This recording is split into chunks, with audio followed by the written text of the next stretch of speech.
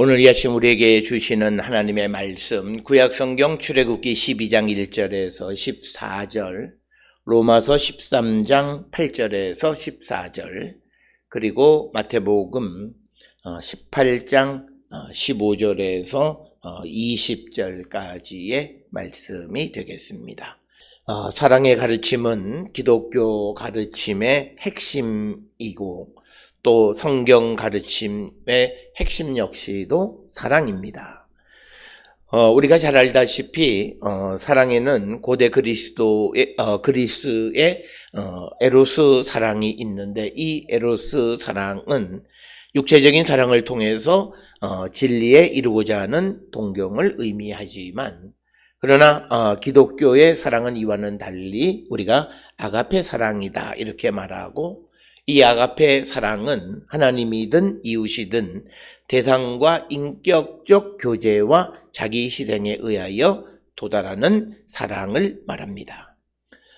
따라서 에로스 사랑이 기쁨의 사랑이라면 이 기독교의 아가페 사랑은 아픔의 사랑, 희생의 사랑이라고 이렇게 말할 수 있습니다.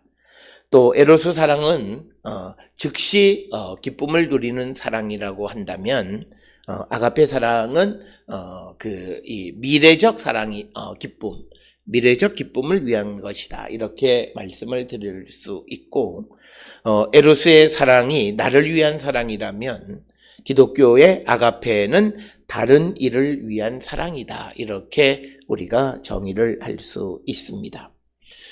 우리가 잘 알다시피 성경에서 예수님께서는 서로 사랑하라 이렇게 말씀을 하셨습니다.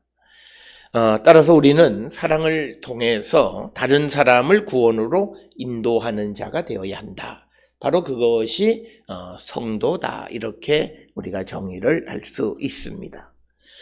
그런데 문제는 우리가 이런 사랑을 실천하고자 할 때에 그 대상이 악한 사람이거나 미워하는 사람일 때 우리가 어떻게 해야 하는가라고 하는 그런 질문을 갖게 되고, 이것은 단순히 개인의 문제뿐만 아니라 사회적인 문제까지도 연결되어지는 것을 우리는 봅니다. 오늘 우리가 살고 있는 이 시대에 소위 그 내부 고발자들이 가혹한 그런 현실에 직면하고 있는 것 역시도 우리가 살고 있는 이 시대가 정의롭지 못한 그런 모습을 띠고 있는 것을 우리가 보게 됩니다. 지금과 같이 그 어려운 시대를 살고 있을 때 우리가 진정한 그리스도의 사랑을 나누고 살아간다라고 하는 것이 어떤 삶인가라고 하는 것을 우리가 그것을 알아야 우리의 삶에서 우리가 사랑을 실천하는 자들이 될 수 있습니다. 우리는 흔히 사랑 이런 이야기들을 하면 다 안다라고 이야기해요. 성경의 사랑 다 안다라고요. 그런데 사실 알지 못하고 정확하게 그것을 깨닫지 못하는 이들이 많이 있으면서 그냥 아는 듯한 것을 안다고 착각하고 있는 것이 오늘을 사는 많은 사람들, 그런 사람들의 모습이 아닌가 합니다. 그래서 많은 이들이 기독교 사랑의 본질을 알지 못하는 경우들이 많고, 그래서 아전인수격이거나 자기중심적으로 사랑을 해석하고, 그래서 우리가 불의를 사랑으로 둔갑시키는 그런 잘못된 모습이 또한 우리의 모습이 되겠습니다. 그러나 오늘 우리가 함께 읽은 출애굽기 12장 1절부터 14절에서 하나님이 원하시는 구원, 사랑을 통한 구원은 궁극적으로 어떤 것인가? 그리고 로마서 13장 8절부터 14절을 통해서 우리가 하나님의 말씀대로 살아간다라고 하는 것은 결국은 사랑을 이루며 살아가는 것이다 라고 하는 말씀을 주셨고, 그리고 예수께서는 마태복음 18장 15절로부터 20절에서 아가페 사랑이라고 하는 것은 궁극적으로 무엇인가 라고 하는, 그래서 아가페 사랑의 목적과 그리고 실천을 위한 구체적인 방안을 우리에게 제시해 주면서 우리는 우리가 살고 있는 이 세상 속에서 사랑이라고 하는 그런 미명 아래 잘못된 것을 합리화하는 그런 삶을 살면 안 된다라고 하는 것을 우리에게 보여주는 그런 말씀들이 되겠습니다. 따라서 오늘 주시는 말씀들을 통해서 성경이 말하는 사랑의 본질을 깨닫고, 그래서 우리가 이 하나님의 말씀의 본질에 다가서는 삶을 살기로 결단함으로 어려운 시대에 우리가 나를 위해 살기보다는 다른 사람들을 위하고 세워주는 삶을 살기로 결단하는 우리 모든 성도들이 될 수 있기를 주의 이름으로 축원합니다. 오늘 우리가 함께 읽은 출애굽기 12장 1절로부터 14절의 말씀은 하나님께서 이스라엘 백성들을 애굽의 종살이에서 이제 구원해 주시고 그들을 해방시켜 주시는 그 유월절 절기에 관한 규정의 말씀이 되겠습니다. 그래서 이 유월절은 우리가 알다시피 특별한 어떤 절차를 통한 구원을 우리에게 가르쳐주고 있습니다. 즉 유월절을 영어로 패스오버라고 하는데 그 말의 의미가 넘어가다라고 하는 것이고 혹은 건너뛰다라고 하는 그런 뜻을 가지고 있는데, 그러면 누구를 건너뛰고 누구를 넘어가는가라고 하는 것입니다. 여기에 대해서 오늘 우리가 함께 읽은 출애굽기 12장 1절로 14절의 말씀을 보면 양을 잡아서 그 피를 문설주와 인방에 바른 집을 넘어가고 건너뛴다라고 하는 그런 의미가 되겠습니다. 그런데 문제는 잡을 양이 없는 사람들은 어떻게 하느냐라고 하는 거예요. 사실 오늘 주시는 본문의 말씀은 그들이 하나님의 구원 가운데에서 온전한 구원을 위한 절차를 우리에게 설명해 주는 것 같지만, 그런데 이 말씀 속에는 우리가 그런 조건을 충족할 수 있는 사람만 구원받으라고 하는 것이 아니라 그렇지 못한 자들과 함께 구원에 동참하는 자가 되라고 하는 것이 오늘 주시는 이 유월절 규정의 핵심이라고 하는 사실을 우리는 꼭 기억을 하셔야 됩니다. 유월절의 패스오버의 가장 중요한 것은 구원입니다. 어떻게 그들을 구원하느냐? 하나님께서 이스라엘을 애굽에서 해방시키실 때에 그때 하나님께서 모든 첫 태어난 사람들을 다 죽이는 그런 하나님의 심판이 임할 때에 바로 그 잡은 양의 피를 문설주와 인방에 바른 집은 하나님이 건너뛰어서 그들을 구원해 주신다라고 하는 것. 그래서 패스오버, 그리고 예수 그리스도의 십자가 보혈을 믿는 자들을 하나님께서 구원해 주신다라고 하는 그런 의미로까지 우리에게 확장되어진 매우 중요한 것이 되겠습니다.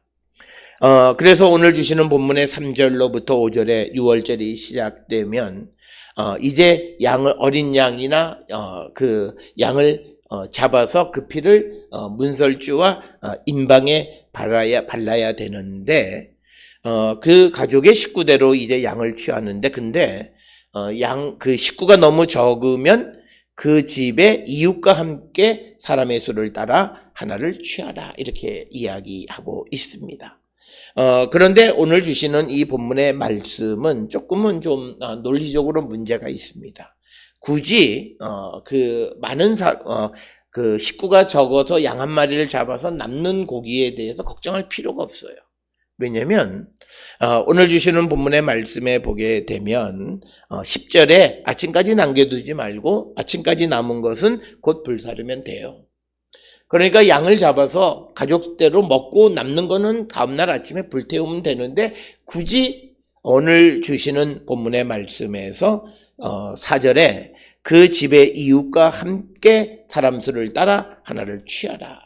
그래서 오늘 주시는 본문의 말씀에서 양을 잡는 사람에게 남는 잉여가 있을 때 그 양을 잡지 못하는 이웃을 초대하라고 말씀하시는 것이 오늘 주시는 3절과 4절의 말씀이고, 아주 긴박하게 애굽에서 출애굽하는 그런 상황 속에서도 이 구원을 위해서 하나님께서 이웃에 대한 배려와 이웃과 함께 구원에 동참하기를 원하시는 하나님의 그 깊은 뜻을 우리에게 가르쳐 주십니다. 우리가 성경을 읽으면서 성경에서 배려라고 하는 것이 어떤 정도의 배려인가를 생각해야 되는데, 오늘 주시는 본문의 말씀에서 식구가 너무 적으면 그 집의 이웃과 함께 사람의 수를 따라 하나를 취하라 라고 하는 이 말씀에서 결국은 4절의 말씀의 의미는 이웃을 초대하라고 말씀하시는 겁니다. 그런데 성경에서 만약에 가난한 사람들에게 이웃에게 가서 붙어서 구원을 얻어먹고 구원받아라 라고도 말할 수 있지만 성경은 절대 그렇게 이야기하지 않습니다. 경제적으로 어렵고 양을 잡을 수 없는 사람들이 양을 잡을 수 있는 사람들에게 붙어먹는 그런 개념으로 설명하는 것이 아니라 남는 잉여를 가지고 있는 사람들이 어려운 이웃을 초대하라고 말씀하신다라고 하는 것입니다. 그래서 구걸하는 자가 되라고 하는 것이 아니라 어려운 이웃들로 하여금 초대받은 자가 되라고 하는 이 성경의 배려를 오늘 우리가 배우며 살아가는 자가 되어야 합니다. 특별히 오늘 우리가 살고 있는 이 시대에 자기가 가지고 있는 것들을 나누며 살아가는 사람들이 많이 있습니다. 그러나 오늘 주시는 본문의 3절, 4절에 있는 말씀과 같이 그렇지 못한, 즉 가난한 사람들을 배려하는 그런 배려의 자세로 나눔을 실천하기를 원하는 것이 성경의 의미이다라고 하는 겁니다. 오늘 주시는 본문의 말씀을 통해서 보면 고기가 남은 것에 대한 어떤 처벌도 없고 오히려 10절에서 남은 고기를 이튿날 태워버리면 됨에도 불구하고 4절에서 가족의 수가 적은 자는 이웃을 초대하라고 말씀하는 겁니다. 이 초대에 응하는 사람은 나도 잡아 괜찮아 이렇게 얘기할 수 있지만 그러나 양을 잡을 수 없는 사람, 즉 경제적으로 빈곤한 자들, 그들을 초대해서 함께 그 집에서 먹고 그 집의 피가 문설주에 발려 있으므로 구원을 받으라고 하는 것이 성경의 의미입니다.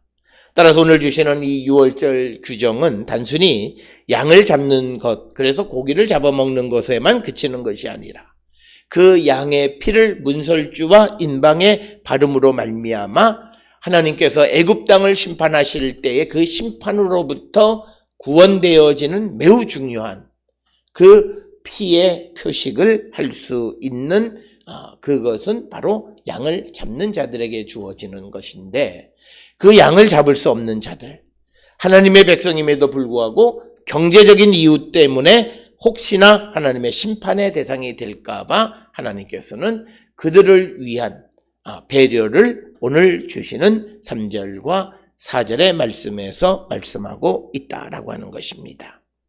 따라서 오늘 주시는 본문의 말씀을 통해서 하나님은 이스라엘 백성을 구원하시는데 사랑을 통해서 나눔을 통해서 함께 구원받기를 원하시는 하나님의 뜻이 내재되어져 있는 것이 오늘 출애굽기 1장 14절로부터 12장 1절에서 14절의 말씀에 참된 의미가 되겠습니다. 그래서 우리가 나누는 사랑은 단순한 사랑에 그치는 것이 아니라 그를 구원으로 인도하는 매우 중요한 것이다. 그래서 우리가 사랑을 나누고 베풀고 하는 이 모든 일련의 일들은 하나님의 구원의 사역의 한 부분이다라고 하는 것. 그래서 우리가 이 사랑을 나누는 것은 내가 선택할 수 있는, 그래서 내가 기분 좋으면 하고 기분 나쁘면 하지 않는 그런 것이 아니라 우리가 반드시 하나님의 구원 사역에 부름받은 일꾼으로서 반드시 해야만 하는 것이다. 따라서 우리가 살고 있는 이 주변에 어렵고 힘든 이웃들, 경제적으로 어려운 가운데 있는 그들에게 우리가 나누는 삶을 살아가는 자들이 되어야 함을 우리에게 요구하시는 말씀이 오늘 우리가 함께 읽은 출애굽기 12장 1절로 14절의 말씀이 되겠습니다. 따라서 저는 우리 모든 성도들이 나의 구원뿐만이 아니라 다른 사람의 구원에 대해서도 깊은 관심을 갖고 살아가는 자들이 되어야 함을 우리에게 요구하시는 말씀이 오늘 주시는 말씀이 되겠습니다. 이와 비슷한 말씀이 우리가 읽은 마태복음 18장 15절로부터 20절에 있는 말씀에서도 나타나 있습니다. 특별히 마태복음 18장 15절에서 20절에 있는 말씀은 형제가 범죄하면 어떻게 해야 되느냐, 못 본 척 할 것이냐라고 하는 것에 대해서 오늘 주시는 말씀은 가서 권면하라라고, 권고하라, 이렇게 말씀을 하고 있습니다. 어쩌면 이 말씀은 오늘 우리가 살고 있는 이 시대의 정신과는 매우 동떨어져 있는 것 같은 말씀입니다. 그렇지만 성경은 우리에게 형제가 범죄해서 구원으로부터 멀어지는 것을 못 본 척 하지 말라고 말씀하고 있다라고 하는 겁니다. 형제의 범죄에 대해서 눈과 귀를 닫지 말라고 하는 것이 오늘 우리가 함께 읽은 마태복음 18장 15절에서 20절의 말씀이 되겠습니다. 이런 말씀은 마태복음에 있는 예수님의 말씀 이외에도 우리가 레위기 19장 17절에 내 이웃을 반드시 견책하라라고 하는 그 말씀 속에서도 우리가 잘못된 이웃을 그냥 지켜만 보지 말라고 하는 그런 말씀을 충분히 이해할 수도 있고, 또 잠언 27장 5절에 보면 견책은 숨은 사랑보다 낫다, 이런 말씀이 있습니다. 그래서 형제가 다른 사람들 앞에서 부끄러움을 당하도록 그냥 내버려 두어서는 안 되고, 그가 죄짓게 그냥 내버려 두면 안 된다라고 하는 것이 성경의 가르침이고, 이것은 궁극적으로 형제의 구원의 문제에 대해서 우리가 깊은 관심을 갖고 살아가는 자들이 되어야 함을 우리에게 강조하는 그런 말씀이 되겠습니다. 특별히 갈라디아서 6장 1절에서 사도 바울은 어떤 사람의 범죄함이 드러나게 되면 즉 영적인 사람이 온유한 마음으로 그것을 바로잡아줘야 된다라고 말씀하고 있습니다. 그래서 우리가 성경에서 특히 예수님이나 또 사도 바울이나 신약 성경 전체를 통해서 우리가 이웃을 사랑하고 형제를 사랑한다라고 하는 것은 그가 범죄에 노출되는 것을 막고 그로 인한 또 다른 범죄를 막는 적극적인 사랑을 우리에게 하라고 말씀합니다. 그런데 우리는 그 형제의 잘못을 타이르고 또 그리고 어떤 잘못된 것을 비판하는데 방점이 있는 그런 말씀이 아니라, 오늘 마태복음의 말씀의 핵심은 서로의 부족함을 함께 안고 가는 것이 공동체의 정신이고 하나님 나라에 속한 자들의 삶의 모습이다라고 하는 겁니다. 우리가 하나님을 움직일 수 있는 방법은 무엇인가라고 하는 겁니다. 우리는 내 믿음이 좋으면 하나님을 물론 그것도 하나님을 움직일 수 있겠습니다만, 그러나 우리가 하나님을 움직일 수 있는 가장 좋은 방법은 땅을 딛고 살아가고 있는 모든 사람들을 우리가 형제로 생각하고 그 형제의 아픔과 실수를 제 것으로 안고 함께 보듬어 주고 아파하며 살아가는 삶, 그런 삶을 살아갈 때 하늘은 움직인다라고 하는 겁니다. 하나님은 그런 자들에게 자비와 긍휼을 베풀어 주신다라고 하는 것입니다.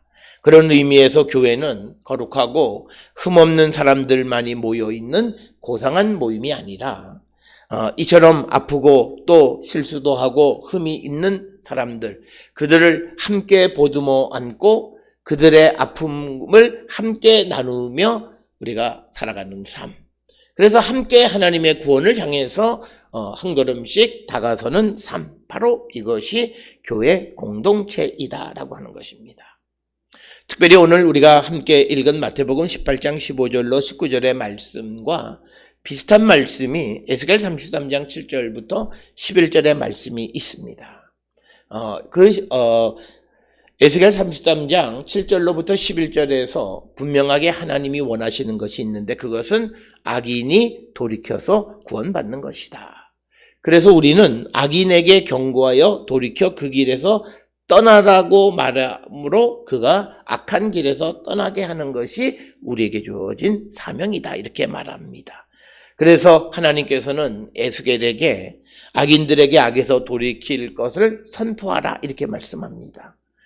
그런데 만약 우리가 에스겔 33장 8절에 보면 예언자가 악인에게 돌이킬 것을 말하지 않는다면 그 악인은 악으로 인해서 죽게 되고 또 말을 하지 않은 자도 그 핏값을 치르게 될 것이다 라고 말씀합니다. 오늘 우리가 형제가 범죄하거든 가서 그 사람과 상대해서 권하고 그래도 듣지 않으면 한두 사람을 데리고 가서 그 두세 증인의 입으로 그 확증하고 그래도 안 되면 교회에 말해서 권면하라고 하는 그 말씀과도 같이 하나님이 궁극적으로 원하시는 것은 죄인이 회개해서 돌아오는 것을 원하시는 거고, 우리의 삶은 저건 저 사람의 문제고 나하고는 상관이 없어, 그래서 모른 척하고 그냥 내 삶을 살아가는 것이, 그것을 하나님이 바라시는 것이 아니라, 만약에 우리가 그를 바로잡아 주지 않고 누군가가 잘못된 일을 하는데 우리는 가끔 일이 끝나고 내가 그럴 줄 알았어 라고 말하는 사람은 그 사람의 그 죄에 책임이 있다는 거예요. 그럴 줄 알았으면 그를 막는 일, 적어도 그에게 그러면 안 된다라고 말할 줄 아는 자가 되어야 한다는 거죠. 그런데 말도 하지 않아서 그가 죄를 짓게 되고, 그래서 그가 그로 인해서 죽게 되면 그의 죽음에 대해서 말하지 않는 자에게도 책임을 물으신다라고 하는 것이 성경의 말씀이 되겠습니다. 우리가 잘못 이해하면 하나님은 악인은 무조건 죽는 것을 하나님이 원하시는 줄 알지만, 그러나 하나님의 궁극적인 뜻은 악한 자들이 돌이켜서 하나님께로 돌아오기를 원하신다라고 하는 것입니다. 그래서 오늘 우리가 읽은 로마서 13장 8절부터 14절에서 이런 이 성경의 말씀을 가장 잘 축약적으로 말씀하고 있는데, 8절에서 사랑의 빚 외에는 아무에게든지 아무 빚도 지지 말라. 남을 사랑하는 자는 율법을 다 이루었다. 이렇게 말씀하고 있는 것을 우리는 보게 됩니다. 그러면서 오늘 주시는 본문의 말씀에서 우리가 서로 사랑하는 자, 그래서 10절에 사랑은 율법의 완성이다 이렇게 정의하고 있는 것을 보게 됩니다. 그래서 내가 남을 사랑하는 자라고 하는 것은 우리가 하나님의 뜻을 이루는 것으로서 그가 잘못된 길에 있는 것을 그대로 방치하지 않는 것을 말합니다. 그러나 오늘 살아가는 현대인들의 삶의 특징 중 하나는 무관심이고, 많은 이웃이 죄 가운데 물드는 것을 보고도 그대로 방치하는 삶을 살아가고, 오늘 교회는 성도가 잘못된 일을 행함에도 그것이 잘못됐다라고까지도 말할 수 없는 교회가 교회 아닌 모습을 우리는 취하고 있는 것을 보게 됩니다. 그러나 성경이 우리에게 가르쳐주는 말씀은 적어도 우리가 그 말씀을 듣든 아니 듣든 선포하는 자가 되어야 한다라고 하는 것을 우리에게 가르쳐 주면서, 우리가 그런 사랑의 빚을 서로 지고 살아가는 자가 되어야 하고, 그렇게 사랑하는 자들은 율법을 이루었다. 그래서 그 사랑은 율법의 완성. 그래서 다른 이들이, 내 자신뿐만 아니라 다른 이들이 범죄하지 않도록 그들을 적극적으로 구원하는 일에 앞장서는 삶을 살아가는 사람들이 바로 율법을, 말씀을 이루며 살아가는 자들이다. 이렇게 이야기하고 있습니다. 사랑이라고 하는 것은 자비 그리고 선의로 채워지지만, 그렇다고 해서 이 자비, 이 사랑은 악과 타협하지 않습니다. 불의와 거짓 앞에서 사랑은 침묵하고 인내하는 것이 아니라 올바른 관계를 세우기 위한 정의로 나타나야 됩니다. 오늘 우리는 살고 있는데 나랑 아주 가까운 사람이 어떤 잘못된 일을 하면 그냥 그를 위해서 내가 그냥 침묵해 주는 것이 그를 위한 사랑의 표시인 줄 착각하고 살아가는데, 진정 그가 말씀 안에 사랑하는 자가 된다면 바른 관계를 세우기 위한 정의, 즉 그의 잘못을 우리가 돌이킬 수 있도록 단순히 지적하고 그것이 아니라 그의 잘못을 함께 짊어지고 그가 그 잘못으로부터 나올 수 있도록 돕는 일을 우리가 감당해야 한다라고 하는 것, 그것을 우리에게 가르쳐주는 그런 말씀이 되겠습니다. 그러나 이것이 자칫 잘못하면 거짓과 불의를 용인하고 또 거짓을 인내하는 위선적 사랑으로 변질시키는 자들이 너무나 많이 있습니다. 오늘 우리는 사랑이라고 하는 말로 어떤 이들이 주변에 있는 사람들이 잘못된 일을 해도 그저 그가 언제 돌아오겠거니 하고 기다린다라고 하는 그것이 사랑인 양 잘못 이해하고 우리가 살고 있는데 그것은 아니다라고 하는 겁니다.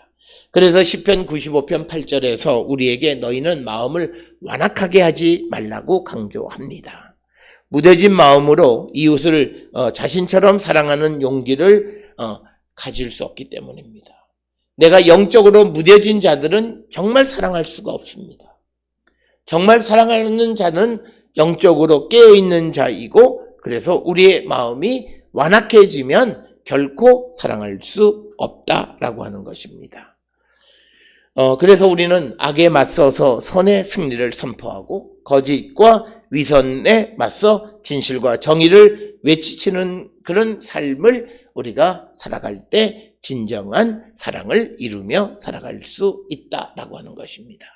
사랑하는 성도 여러분, 우리가 서로 사랑하는 것은 허물을 덮어주고 그래서 못 본 척하고 그래서 그가 언젠간 돌아오겠거니 하고 아무 말도 하지 않고 기다리는 그런 모습이 아니라 오늘 예수의 말씀과 같이 그리고 또 우리가 에스겔서의 말씀처럼 누군가가 잘못된 행실을 할 때 그가 돌아오게 하기 위해서 그의 잘못을 우리가 지적하고 함께 그가 돌아오는 길을 도와주는 역할을 하는 것이 참다운 사랑이고 그래서 사도 바울은 이런 사랑의 빛을 우리가 서로 지고 살아가는 자가 되고 이런 사랑을 나눌 때 우리가 하나님의 말씀을 온전히 이루는 자가 될 수 있다고 말씀하고 있습니다. 사랑하는 성도 여러분, 우리가 살아가는 이 시대에 진정한 의미의 사랑을 나누며 살아가는 성도 되어서 우리 모두가 다 하나님의 구원을 누리며 살아가는 거룩한 성도들이 다 될 수 있기를 주의 이름으로 축원합니다.